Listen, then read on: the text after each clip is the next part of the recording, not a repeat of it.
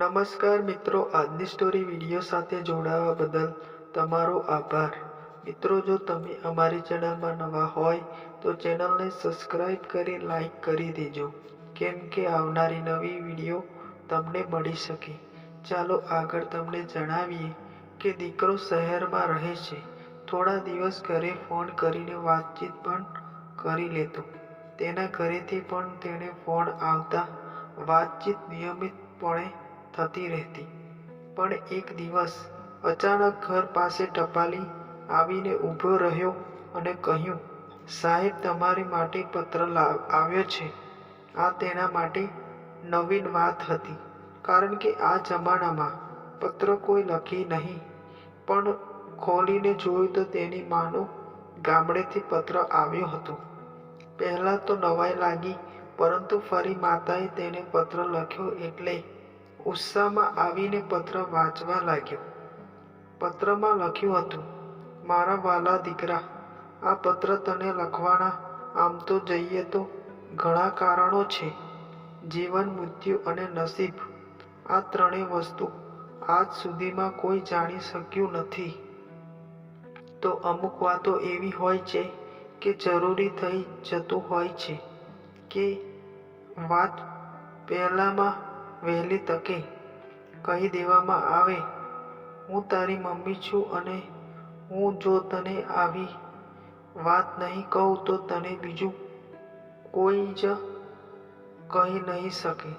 આ પત્રમાં લખેલી બધી વાત હું મારા પોતાના અનુભવથી જ જણાવું છું, અને જો હું ન કહું તો પણ તને આ વાત તારા જીવનમાં શીખવા તો મળશે જ. પરંતુ બનશે એવું કે તું જ્યારે આ વાત શીખીશ ત્યારે તને કદાચ વધારે પડતી તકલીફ પણ પડશે, અને ત્યારે તારા હાથમાં સમય પણ નહીં હોય. મારો આ પત્ર લખવાનો ઉદ્દેશ માત્ર એટલો જ છે કે તું તારું જીવનમાં શાંતિથી જીવે. તારું જીવન શાંતિથી અને એકદમ સરળ રીતે જીવવા આટલું જ કરજે. જો કોઈ તારી સાથે ખરાબ વ્યવહાર કરે, તારી સાથે જરા પણ સારું વર્તન કરે, તો મનમાં જરા પણ દુઃખ ન લગાડતું. તારી સાથે તારી રીતે વ્યવહાર વર્તન કરવાથી ફરજ માત્ર ને માત્ર મારી અને તારા પપ્પાની બેની જ છે.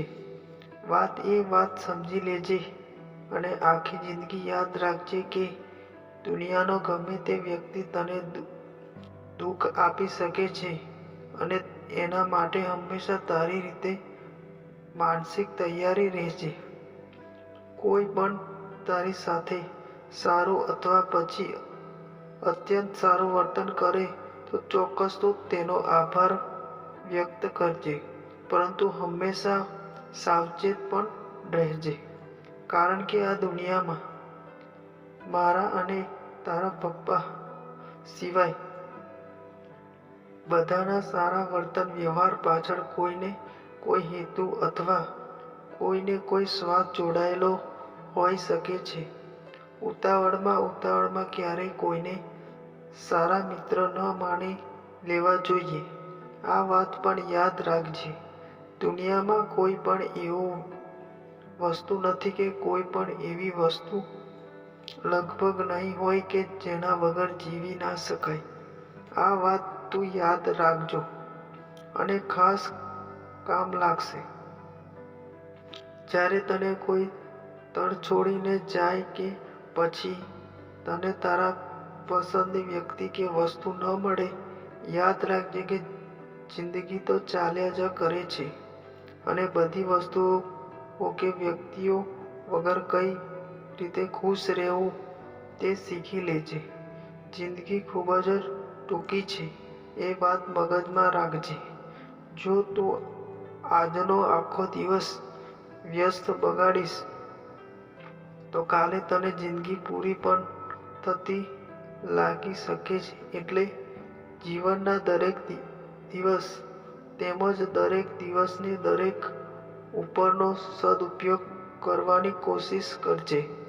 પ્રેમને સમજવામાં ભૂલ ન કરતો. પ્રેમ એટલે બીજું કંઈ જ નથી પરંતુ એક બદલાતી લાગણી જ છે, જે સમય અને સંજોગો સાથે ઘણી વખતે બદલાતી રહે છે. જો તને તારો પ્રેમ છોડીને ચાલ્યો જાય તો સંયમ રાખજે કે સમય દરેક દુઃખને, દરેક દર્દીને ભૂલવાની તાકાત ધરાવે છે. કોઈની સુંદરતા જોઈને કે કોઈના પ્રેમમાં જરૂરત કરતાં વધારે ડૂબી ન જવું અને કોઈનું દુઃખમાં પણ વધારે પડતું પરેશાન ન થવું. જે માણસો અભ્યાસમાં નબળા હોય તેમ છતાં તે માણસો જીવનમાં સફળ બન્યાના દાખલા છે. પરંતુ આનો મતલબ એવો નથી કે અભ્યાસમાં નબળો હોય અથવા પછી અભણ માણસ હોય તે પણ સફળ થાય. જીવનમાં હંમેશા વિદ્યાને કદર કરજે, કારણ કે વિદ્યાથી વધુ કંઈ જ નથી. અને ભણવાના સમયે ધગશથી ભણી લેજે. તું મને મારા વૃદ્ધાશ્રમના સમયમાં મદદ કરે તેવું હું ઈચ્છતી પણ નથી કે કેમ નથી આશા પણ રાખતી.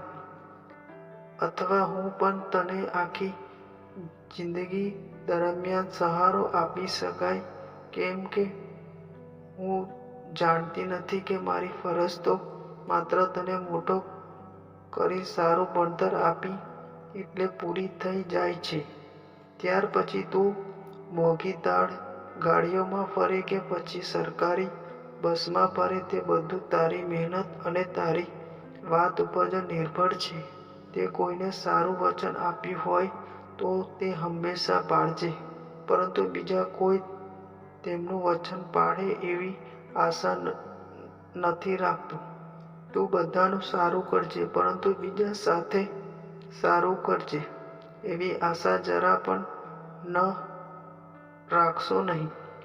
આ વાત તને જેટલી વહેલી તકે સમજાઈ જશે એટલા જીવનમાં મોટા ભાગના દુઃખ વહેલા દૂર થઈ જશે.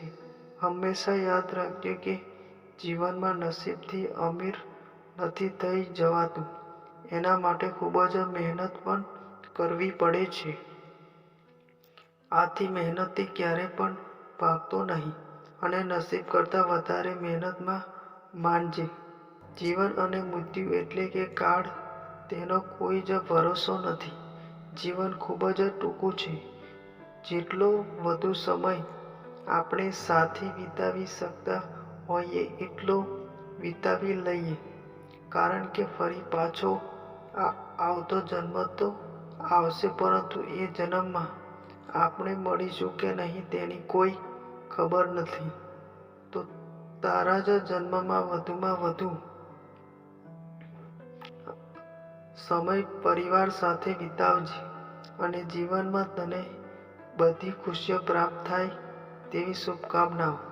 તારી વહાલી મમ્મી. પત્ર વાંચવાનો પૂરો કર્યો એટલે દીકરાના આંખમાંથી અક્ષરધારા વહેવા લાગી.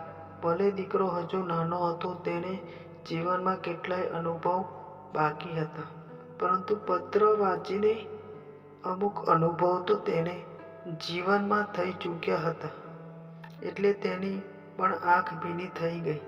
જો તમને આ લેખ પસંદ પડ્યો હોય તો એટલી નમ્ર વિનંતી છે કે આ પત્ર ભલે એક માતાએ પોતાના દીકરાને લખ્યો છે, પરંતુ આ પત્રમાંથી આપણને અને બધા જ લોકોને કંઈક શીખવા મળે છે.